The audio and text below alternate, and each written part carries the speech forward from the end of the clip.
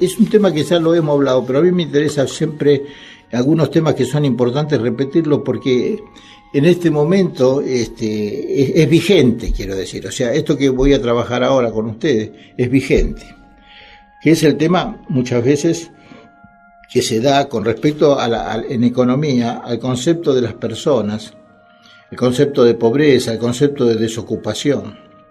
Es fundamental eso. Ustedes no se imaginan lo que es el problema de la desocupación después de varios años de desocupación. Lo que está pasando en Europa, por ejemplo en España, la cantidad de desocupados y en todos lados, que ya llevan años sin poder trabajar o sin tener ingreso. Y entonces se hace crónico. El tipo a la mañana ya sabe, se le fue eso de tener que levantarse para ir a trabajar, de estar ocupado. Es la dignidad de la persona, eso como que eso ya está, es un objeto, no tiene otro valor.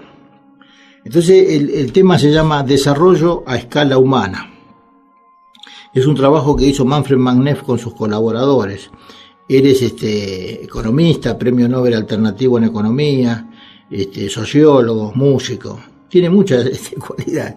Es un ser singular que vive solitario allá en el sur de Chile, en algún lugar. Y ha trabajado en el MIT, es el Massachusetts Institute Technologic en Estados Unidos y después en Alemania también, profesor. Y tiene varios libros, uno de ellos se llama La economía descalza. Bueno, y él ha escrito un artículo sobre el desarrollo a escala humana. ¿Y a qué se refiere esto? Se refiere a las personas. La base es que el desarrollo, en economía y en todo, se refiere a las personas y no a los objetos.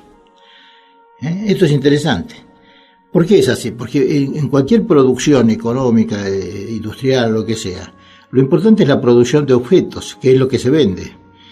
No importa las personas. O sea que si hay una crisis, lo primero que se hace es suprimir los puestos de trabajo, o sea, que no las personas, cuando menos sueldo tenemos que pagar, equilibramos la cosa. No se nos ocurre regularlo en la producción o buscar otra forma. No, el tema es así.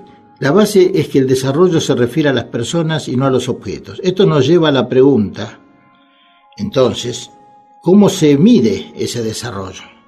Porque si se refiere a las personas, ¿cómo lo medimos? Y entonces, habitualmente, se tienen indicadores, que es el Producto Bruto del país, etcétera, que es el indicador del crecimiento cuantitativo, o sea, en cantidad, de los objetos producidos. Entonces, cuando más producimos objetos, más el crecimiento es mayor. Lo que necesitamos, ¿no?, dice Mangneff, es un indicador del crecimiento cualitativo de las personas. ¿Qué quiere decir? Fíjese que antes dije cuantitativo. O sea, cuando más zapatos hago, cuanto más manzanas cosecho, cuando más autos fabrico, está todo bien. Ahora, ¿qué pasa? No es con las personas lo mismo, cuando más personas, sino la calidad de las personas. ¿Qué pasa con la persona? Entonces, el mejor indicador del desarrollo a escala humana es el que permita elevar la calidad de vida de las personas. Esa sería la definición. Pero ¿qué determina la calidad de vida de las personas? Eso también es importante. Dependerá básicamente de la posibilidad de satisfacer sus necesidades fundamentales como persona. Si una persona puede satisfacer sus necesidades básicas, fundamentales, entonces está mejorando su calidad de vida. La persona, el ser humano, es un ser de necesidades múltiples e interdependientes que se relacionan, ¿no es cierto? Por una parte hay necesidad de ser, de tener, de hacer y de estar. Y por otra, las necesidades de subsistencia, de protección, de afecto, de entendimiento, de participación, de creatividad, de identidad y de libertad. Esas son lo que necesita la persona. Los satisfactores, o sea, los que producen los que, digamos, cubren las necesidades, influyen. Un bebé, por ejemplo, alimentado por el pecho materno, ¿Qué pasa? Cubre necesidades de subsistencia, obviamente, de protección, obviamente también, de afecto e identidad, y es obviamente distinto si es alimentado de manera mecánica o con alimento artificial. No es lo mismo estar en contacto con la piel de la madre que con una mamadera. Por más que cubra la alimentación, la parte proteica y la parte específica de la leche. Entonces, quiere decir que depende cuál sea el elemento que satisfaga la necesidad. Entonces, ¿qué hace la cultura? Lo que la cultura determina no son las necesidades humanas fundamentales que no varían, sino los satisfactores, los elementos que usa para satisfacer esas necesidades, que pueden variar en cantidad, en calidad, en la forma de acceder a los mismos, etc. Y entonces podemos repasar algunos conceptos. Por ejemplo, el concepto de pobreza. La pobreza. El concepto es limitado porque se refiere únicamente a las personas con muy bajo nivel de ingreso. Y eso es un concepto economicista. Eso tiene que ver con lo economicista, con la economía. El que te gana poco es pobre. Pero, sin embargo, cualquier necesidad humana que no sea satisfecha revela pobreza, pobreza humana. Hay pobreza de subsistencia, con alimentación, abrigo insuficiente. No tienen casa, no tienen abrigo, no tienen alimentación. Hay pobreza de protección, sistemas de salud insuficientes, poco acceso a la cobertura de salud. Hay pobreza de protección, decimos, por ejemplo, con respecto a la violencia, a las guerras, etc. Hay pobreza de afecto, de ser queridos, por falta de contacto, por maltrato, por autoritarismo, por relaciones de explotación, etcétera, etcétera. Todas las pobrezas generan enfermedades, patologías cuando rebasan los límites críticos. Es muy, digamos, ¿cómo podemos decir? Es muy claro esto, muy conciso quizás, pero claro. El crecimiento del desempleo y la magnitud de la deuda, bueno, ahora en este momento acá se ha tratado de equilibrar bastante con el pago de la deuda externa, pero igual estamos todavía con problemas de inflación, etcétera. Pero en todos lados se está dando este tema de deuda y de hiperinflación, que se suma al crecimiento del desempleo, decíamos. Entonces dice, el desempleo no es de ahora, siempre ha existido. Pero hay un nuevo tipo de desempleo que tiende a persistir. O sea, el desempleo no es una cosa de una semana, de 2 semanas, de un mes, de 6 meses, no.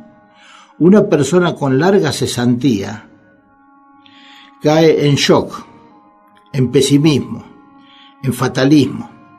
La última etapa va de la inactividad a la frustración, a la apatía y alcanza su nivel más bajo de autoestima. O sea, la depresión es profunda.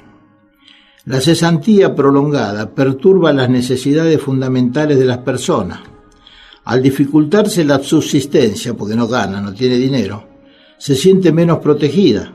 Las crisis familiares y la culpa que siente por no trabajar alteran sus relaciones afectivas. La falta de participación lo aísla y lo margina, y la baja de la autoestima que siente puede provocar crisis de identidad. La falta prolongada de trabajo no solo afecta al individuo, sino a grupos sociales cada vez mayores. La economía tradicional supone que las necesidades parten de la demanda, eso es lo que creen, ¿no? Y suministra satisfactores en materia de objetos o artefactos. Quieren, bueno, le damos más de esto, más de aquello. Más televisores, más celulares, ¿no? Pero sin tener en cuenta lo subjetivo del individuo, a nivel no solo material. Las necesidades cambian lentamente, en cambio los elementos para satisfacerlas van a ritmo y velocidad distinta. Y esto ha llegado a una situación donde los bienes económicos producidos o artefactos, objetos, ya no satisfacen las necesidades humanas esenciales, sino que son fines en sí mismos. ¿Cómo no voy a tener un celular? ¿Cómo no tengo pan, no comemos carne, pero el celular lo tengo que tener? ¿Cómo no lo voy a tener cargado? ¿Cómo no voy a hacer? Y así todo. O sea, la satisfacción es los elementos para satisfacer, ¿no? ¿No? El plasma, ¿cómo no va a tener el plasma? ¿No? Eso es rebasado ya todo. No sirve para... Son fines en sí mismos. Las personas pasan a depender de eso y entonces se alienan también. Esto lleva a revisar los conceptos de eficiencia. La eficiencia se asocia a la máxima productividad. Cuando más producimos, mejores somos. Y no es así. Hablar en términos fundamentalmente de crecimiento por el crecimiento mismo no sirve. Fíjense que muchos de los discursos son eso. Hoy, el año pasado crecimos un 15%, este año crecimos un 28%, estamos mejor. ¿Y qué es crecer y crecer y crecer y crecer? No tiene sentido. ¿Que tenemos que ser gigantes? Medimos 3 metros, pero no tenemos al alcance de nosotros lo que realmente queremos, no nos quiere nadie, estoy solo, ¿cómo es esto? ¿Qué me pasa? O no tengo para comprarme esto, para comprarme aquello. O yo mismo no me siento bien, no me siento contento. ¿Qué pasa? Entonces tenemos que alcanzar niveles de vida grandes para poder tener acceso a los artefactos, que cada vez son más sofisticados y más caros. El crecimiento económico debe apuntar a que todas las personas puedan tener acceso digno a los bienes y a los servicios. Integrar las necesidades humanas en el proceso de desarrollo significa que las personas puedan vivir ese desarrollo sana y participativamente, en un nuevo orden donde se concilien crecimiento económico, solidaridad social y crecimiento de las personas.